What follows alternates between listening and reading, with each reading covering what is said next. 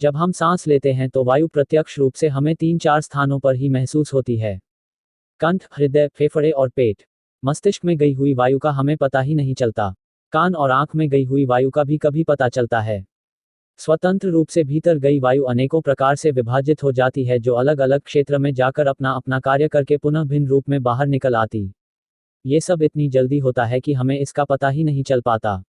हम सिर्फ इतना ही जानते हैं कि ऑक्सीजन भीतर गई और कार्बन डाइऑक्साइड बाहर निकल आई। लेकिन भीतर वह क्या क्या सही या गलत करके आ जाती है, इसका कभी ज्ञान नहीं हो पाता है।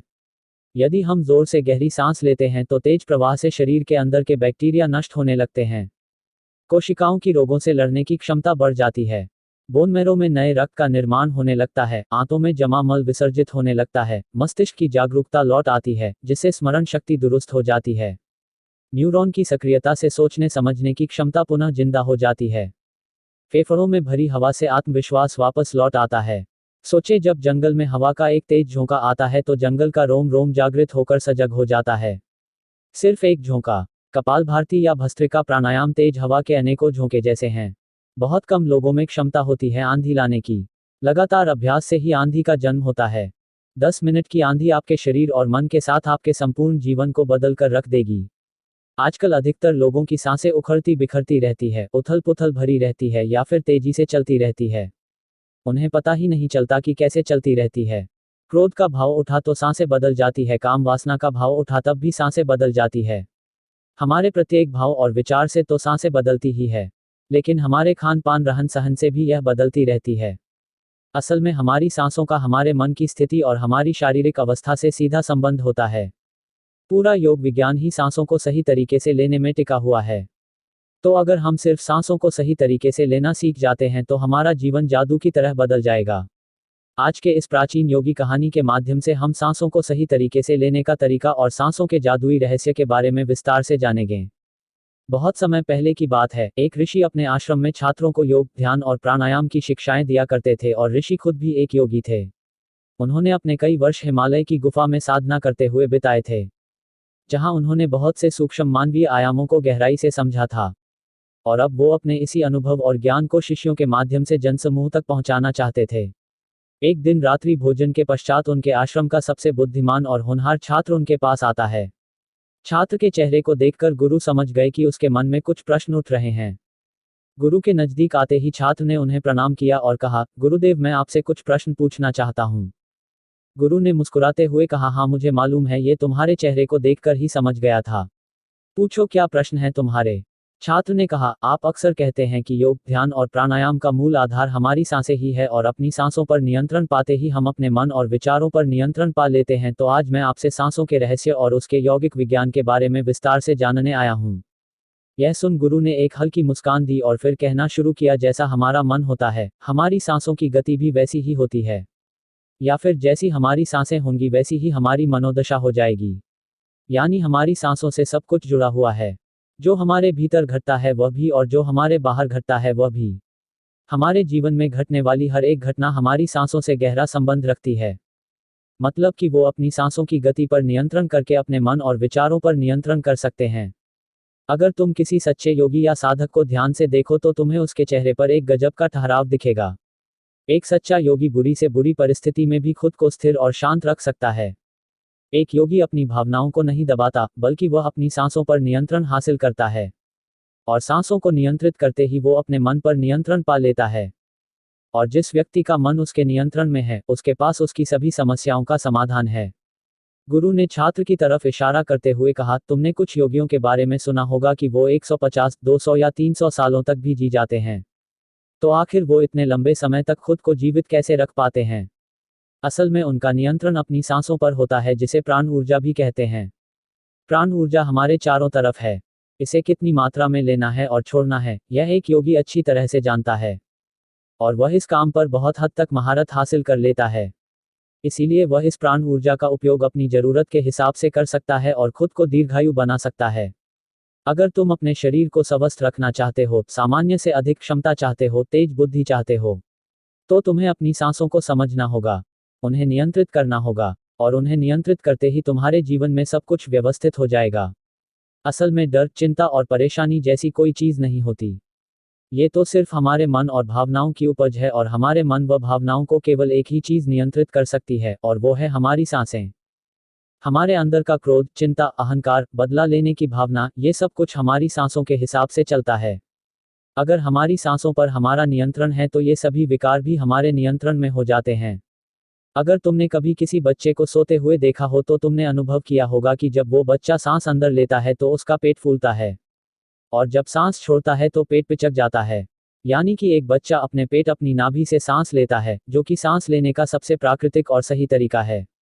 अपनी इस गहरी और लंबी सांस की वजह से बच्चे का मन उत्साहित और हल्का रहता है। उसका शरीर ज्यादा प्राकृतिक तरीके से काम करता है।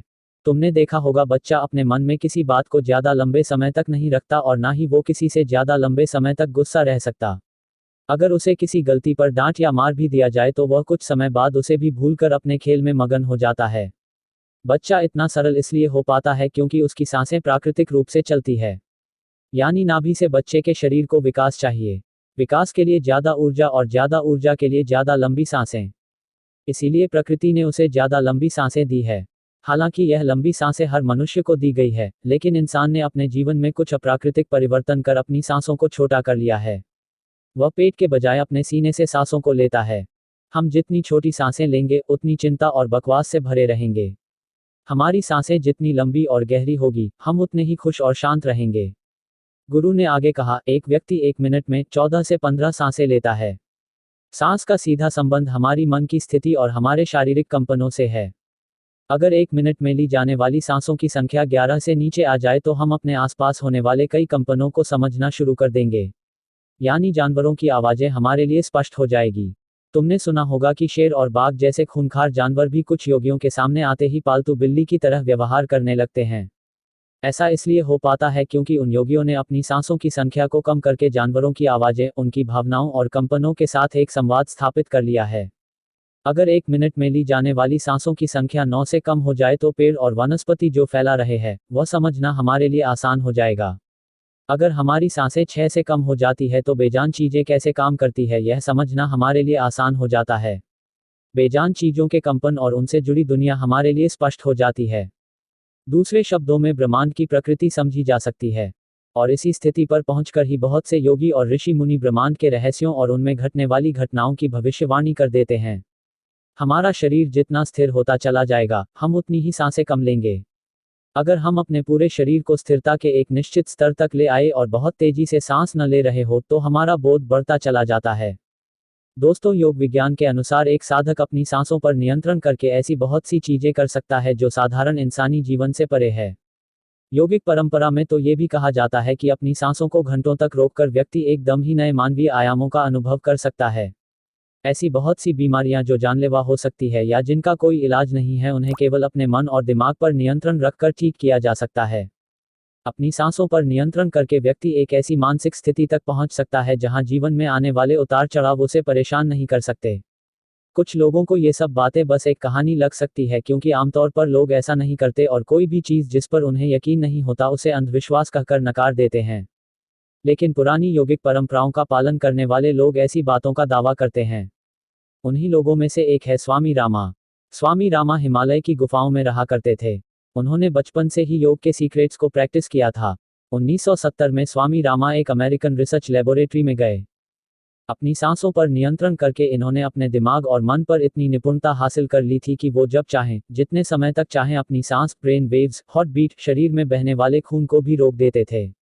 लेबोरेटरी में रहने वाले डॉक्टर्स ने स्वामी रामा के शरीर पर रिसर्च की और उन्हें मृत घोषित कर दिया, लेकिन इस अवस्था में भी स्वामी रामा सब कुछ महसूस कर सकते थे और सुन सकते थे। यह देखकर वहां मौजूद रिसर्चर्स की टीम दंग रह गई। साथ ही स्वामी रामा अपने शरीर में अपनी मर्जी से ट्यूमर की ग्रोथ को घटा और बढ़ा भी सकते थे। थोड़ी देर पहले तक रिसर्चर्स की जिस टीम को हिमालयन योगियों के सारे दावे अंधविश्वास और पाखंड से भरे लगते थे, वो अचानक से उन्हें इनर साइंस प्रतीत होने लगे थे। एक भीतरी विज्ञान जो साधारण मनुष्य की कल्पना से भी परे है। सांसों को ध्यानपूर्वक लेना यह एक प्राचीन योग टेक्निक है। योगी जिसने अपनी सांसों पर नियंत्रण हासिल कर लिया है वो जब चाहे अपनी सांसों को रोक सकता है। स्वामी रामा के अनुसार अगर आप अपनी सांसों को समझ ले तो आपके शरीर में होने वाली वो बीमारियां जिनका इलाज आज मेडिकल साइंस के पास भी नहीं है, सांसों के माध्यम से उन्हें भी ठीक किया जा सकता है। श्वास के गूढ़ रहस्यों को समझाने के लिए बाद में स्वामी रामा ने अपने कुछ साथियों के साथ मिलकर एक किताब भी लिखी है जिसका नाम है साइंस ऑफ ब्रेथ। गुरु ने आगे कहा, जब सांसें विचलित होती है तो मन भी अस्थिर हो जाता है, लेकिन जब सांसें शांत होती है तो मन भी स्थिर हो जाता है और योगी दीर्घायु हो जाता है। इसीलिए हमें अपने श्वास पर नियंत्रण करना सीखना चाहिए। गुरु ने शिष्य की आंखों में देखते हुए कहा, तुम्हें क्या लगता है कि क्या तुम जितनी लंबी सांसें अंदर लेते हो उतनी ही लंबी सांसें बाहर भी निकालते हो? नहीं। सामान्य स्थिति में हम जो सांसें अंदर लेते हैं उसकी लंबाई 10 अंगुल होती है और बाहर निकलते समय इसी सांस की लंबाई 12 अंगुल हो जाती है। यहाँ 1 अंगुल का मतलब 1 अंगुली मोटाई से है। हमारी रोजमर्रा की जिंदगी में कुछ काम ऐसे होते हैं जिन्हें करते समय जितनी लंबी सांस अंदर जाती है उससे कई गुना ज्यादा लंबी सांस बाहर निकल जाती है। भोजन करते समय बाहर निकलने वाली सांस की लंबाई 16 से 17 अंगुल होती है। तेज चलते समय इनकी लंबाई 22 से 24 अंगुल हो जाती है। दौड़ते समय निकलने वाली सांसों की लंबाई 45 से 50 अंगुल तक पहुंच जाती है। संभोग करते समय 55 से 60 अंगुल। सोते समय नींद में बाहर निकलने वाली सांसों की लंबाई 60 से 70 अंगुल तक पहुंच जाती है। इसीलिए हमारे शास्त्रों में काम और क्रोध पर नियंत्रण रखने की बात कही गई है, क्योंकि यह हमारी प्राण शक्ति को क्षीण करते हैं। श्वास को इंसान की प्राण शक्ति भी कहा जाता है। जब एक 200 वर्षीय व्यक्ति से उसकी लंबी उम्र का राज पूछा गया तो उसने 2 ही चीजें बताई। पहला, नाभि तक भरकर पूरी सांस ले और दूसरा, रीढ़ की हड्डी को हमेशा सीधा रखें। साधारण सी लगने वाली ये दोनों बातें योग और प्राणायाम की दृष्टि से बहुत महत्वपूर्ण है। असल में शरीर के अंदर जाने वाली सांस की लंबाई कम और बाहर निकलने वाली सांस की लंबाई ज्यादा होती है। यदि किसी तरीके से बाहर निकलने वाली प्राण वायु की लंबाई को कम कर दिया जाए तो लंबी उम्र को प्राप्त किया जा सकता है। स्वर शास्त्र के अनुसार यदि बाहर निकलने वाली प्राण वायु की लंबाई 1 अंगुल कम हो जाए तो व्यक्ति निष्काम हो जाता है, यानी उसके अंदर से कामवासना खत्म होने लगती है। 2 अंगुल कम होने से आनंद की प्राप्ति होती है। 3 अंगुल कम होने से लेखन शक्ति बढ़ती है। 4 अंगुल कम होने से वाक्सिद्धि प्राप्त हो जाती है। 5 अंगुल कम होने से व्यक्ति को दूरदृष्टि प्राप्त हो जाती है। 6 से 7 अंगुल कम होने से साधक के अंदर अति तीव्र गति से चलने की शक्ति आ जाती है। वह कुछ ही पलों में एक स्थान से दूसरे स्थान पर पहुंच सकता है। 8 अंगुल कम होने पर साधक को 8 सिद्धियां प्राप्त हो जाती हैं। ये 8 सिद्धियां हर इंसान में होती है, बस जरूरत है तो इन्हें जागृत करने की। बाहर निकलने वाली सांस की लंबाई 12 अंगुल कम होने पर योगी को इच्छा मृत्यु प्राप्त हो जाती है। फिर वह जब तक चाहे खुद को जीवित रख सकता है, लेकिन ये सोई हुई शक्तियां केवल तभी जागृत होंगी जब मन में इन्हें जागृत करने की तीव्र अभिलाषा होगी। और मन का स्थूल रूप श्वास है, इसीलिए सबसे पहले सांसों पर नियंत्रण करना पड़ता है। गुरु ने आगे कहा, अगर तुम अपनी सांसों को नियंत्रित कर लेते हो तो तुम बहुत सी चीजों को समझ सकते हो, फिर चाहे वह प्राकृतिक हो या अप्राकृतिक। हमारी सांसों से हमारा पूरा तंत्र नियंत्रित होता है, शारीरिक और मानसिक दोनों। हम अपनी सांसें धीमी करके भाग नहीं सकते। भागते समय हमारी सांसें तेज हो जाती है क्योंकि हमारी सांस हमारे शरीर को एक अज्ञात ऊर्जा देती है। जब हम अपने शरीर से सामान्य से अधिक काम लेते हैं तो हमें ज्यादा ऊर्जा की जरूरत पड़ती है, और उस ऊर्जा की पूर्ति के लिए हमारी सांसें तेज हो जाती है। दूसरा, हम अपनी सांसों को धीमा करके क्रोध नहीं कर सकते। जब हमें क्रोध आता है तो हमारी सांसें छोटी और सामान्य से अधिक तेज चलने लगती है, क्योंकि हमारे भीतर जो क्रोध उठ रहा है वह भी हमारी ऊर्जा को खर्च करता है। तो असल में हमारी सांसों की गहराई और उसकी गति से हमारे पूरे शारीरिक और मानसिक तंत्र पर प्रभाव पड़ता है, जिसमें से कुछ हम बाहरी रूप से देख सकते हैं, जैसे मनुष्य का खुश होना, गुस्सा करना या भागते समय उसकी सांस फूलना। सांसों पर नियंत्रण करने के बाद हमारे भीतरी विचारों पर भी प्रभाव पड़ता है। सांसों को बदलकर हमारी भावनाओं और विचारों को भी तुरंत बदला जा सकता है। इतना कहकर गुरु कुछ देर के लिए मौन हो गए। फिर उन्होंने कहना शुरू किया, मनुष्य के भीतर की सभी प्रतिभाएं उसके शक्ति बिंदु यानी उसके 7 चक्र में छुपी होती है। अगर तुम्हें कोई व्यक्ति सामान्य से अधिक बुद्धिमान लगता है तो ये उसके चक्रों का प्रभाव है, यानी उसका कोई विशेष चक्र सामान्य व्यक्ति की तुलना में थोड़ा ज्यादा सक्रिय है। इसी प्रकार से छठी इंद्री का सक्रिय होना यानी भविष्य में होने वाली घटनाओं को पहले ही अनुभव कर लेना, यह संभावना मनुष्य के आज्ञा चक्र यानी उसकी तीसरी आंख से संबंध रखती है। लेकिन कभी भी ये 7 चक्र किसी भी व्यक्ति में पूरी तरह से जागृत नहीं हो पाते। किसी में ज्यादा तो किसी में कम, बस मात्रा का फर्क होता है। असल में व्यक्ति की सबसे बड़ी गलती ये है कि वो सीधे अपने मन पर नियंत्रण करने का प्रयास करता है, जो कि संभव नहीं है। उसे सबसे पहले अपनी सांसों पर नियंत्रण करने का प्रयास करना चाहिए। मन खुद ब खुद नियंत्रित हो जाएगा। हम इंसान अपनी 5 इंद्रिय अंग नाक, कान, आंख, जीभ और त्वचा के माध्यम से इस जीवन को महसूस कर पाते हैं। लेकिन हमारे आसपास ऐसे बहुत से कंपन और तरंगे हैं जिन्हें हमारी ये पांचों इंद्रियां नहीं महसूस कर पाती हैं। दोस्तों, मुझे उम्मीद है कि आपको इस वीडियो से बहुत कुछ सीखने को मिला होगा।